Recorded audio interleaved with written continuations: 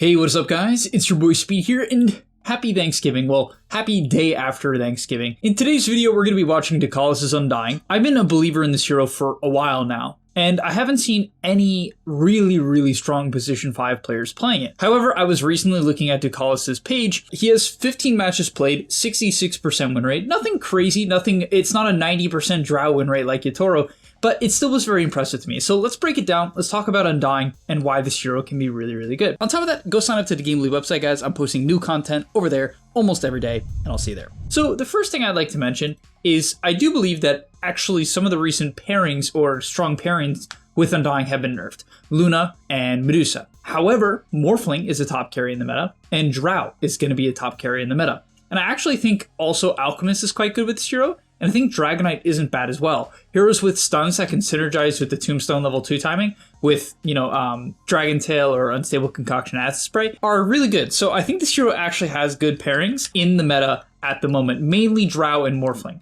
So let's actually look at the laning stage. What he does is pretty unique, I would say. Starting items, Stick, 2 Mangoes, Sentry, Blood Grenade, Tangos. So what he does in the lane that's kind of unique is he actually plays to decay the offlaner. Now, I think a big reason for this is because Phoenix is very hard for Undying to trade into at level 1, just because of the attack speed slope from Fire Spirits. And so instead of trying to interact with the hero that naturally trades well against Undying, he's just trying to trade this Terrorblade. On top of that, by trading the Terrorblade, you put Terrorblade in an awkward position, right? This hero, while it trades well, mainly wants to focus on, pulling creep aggro. He does end up eventually switching to Phoenix, but for the most part, he's just decaying Terrorblade. Also, I think something that he's doing here that usually works, this is a really high MMR lobby. I'm talking like 14k average or something. But something that usually works is when you play the right side like this, the enemy position 4 will shift over to here to help the offlaner trade, and then you get 2-man decays. And 2-man decays are the way to dominate on Undying. And usually playing the opposite side of the lane baits the 4 over and allows you to do that. Unfortunately, I can't show you that here because the Phoenix didn't fall for it. I have a feeling he's just good enough to kind of like see through this plan maybe a little bit, but still it's pressure on Terrorblade nonetheless. He ends up taking a lot of damage. I think he's pretty slow to eat tangos. I don't exactly know why he's not really eating his tangos. I think it probably would have been good if he didn't sit at 200 health, especially for this upcoming play here.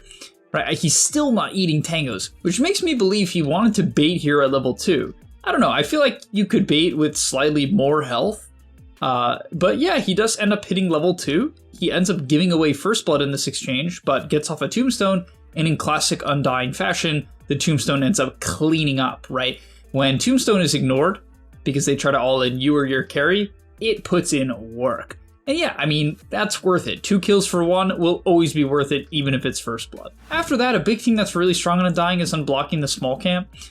He actually has one here, but the enemy Phoenix did sentry it, and he realized that. And this is really important because any hero that's good at fighting one-on-one, like Undying or like Clockwork or Tusk or Batrider, these really strong level 1, level 2 heroes, it's good to unblock the small camp to force the position 4 to come fight you in that area.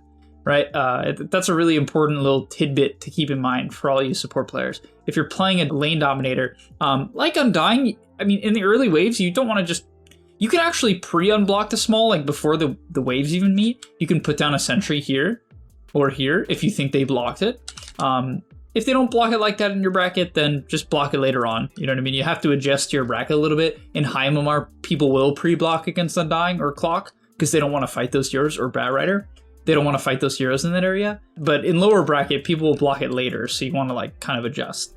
But yeah, level 2, you just continue to spam decay. Basically, the main tip I have is look for 2-man decays. Again, he finds one there, and it's just the name of the game. Once you hit a 2-man decay, you get 8 damage, and you can use that damage to deny or to trade.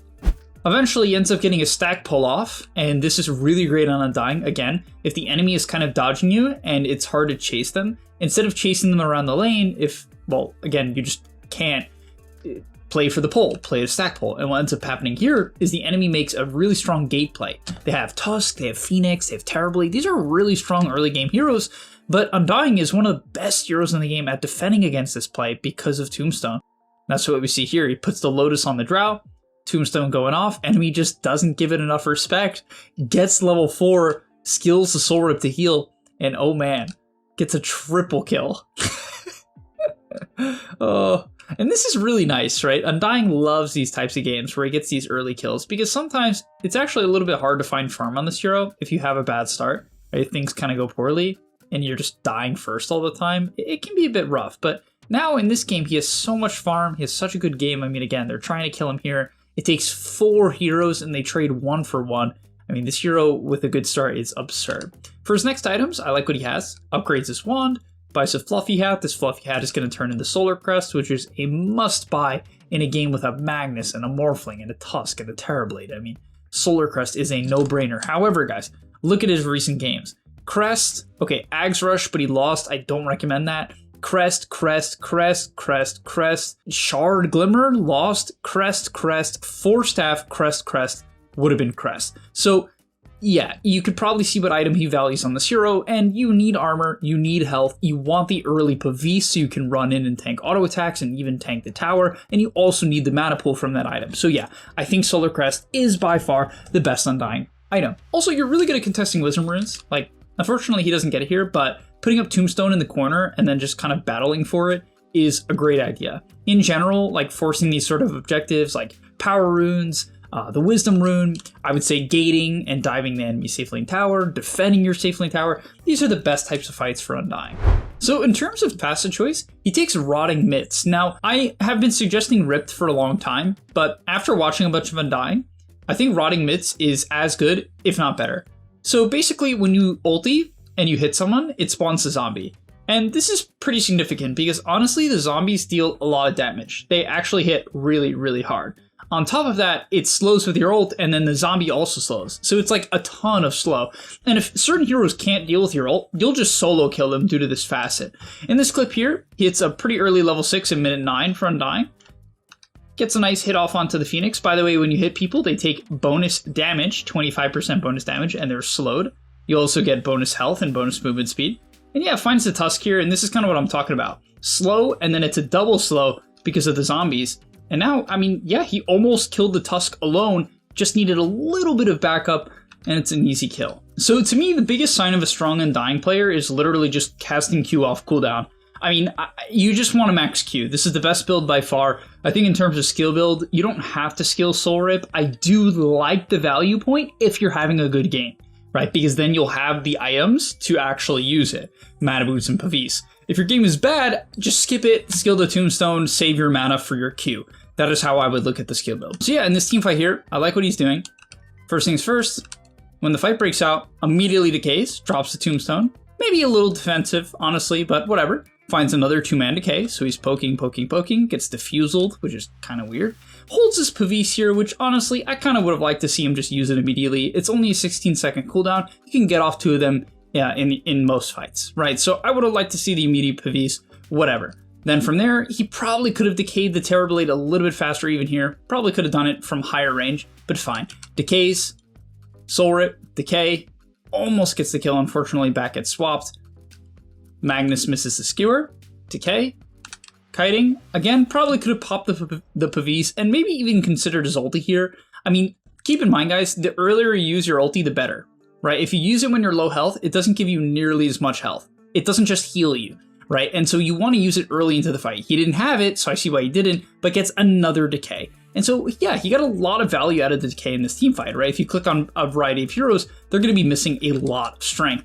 And that leads to this play, right? Right here, the Drow ends up getting a couple procs and a triple kill. And I really would say the majority of the setup for that was just good decays, and he didn't even play that fight perfectly. His Pavise usage could have been a little bit better, and maybe he could have considered clicking ulti at the end, but that's a really tough call. So a couple things, at level 10 he takes decay damage. This basically lets you clear creep waves because decay deals double damage to creeps. This talent is a no-brainer. Being able to 2-shot waves on a 4-second cooldown is really great. For his next item, he buys Force Staff, which I don't mind. However, I think the main items that you should be buying after Solar is Ghost Scepter, if they're all physical damage, or Glimmer. I think Force Staff is fine, and it's probably the third best option in my opinion, but the overall survivability of Glimmer and Force Staff is really nice, right? Glimmer because magic resist with Pavise just makes so much sense, or Solar, right? You get a nice mix of damage block.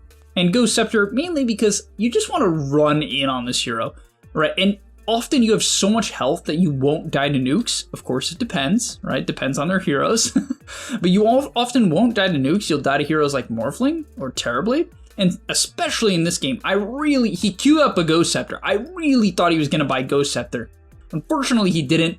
Again, I kind of disagree. I think the Ghost is just so good this game. He probably bought a Force Staff to, get people away from the Mag RP or out of the Mag RP. Or, Tusk Shards. Like, it's a strong Force Staff game for sure. Now, at this point of the game, mainly because of that mid-team fight, and because they were able to take the Tormentor, which this hero is pretty good at. You're just tanky. But yeah, in this team fight here, they're smoked.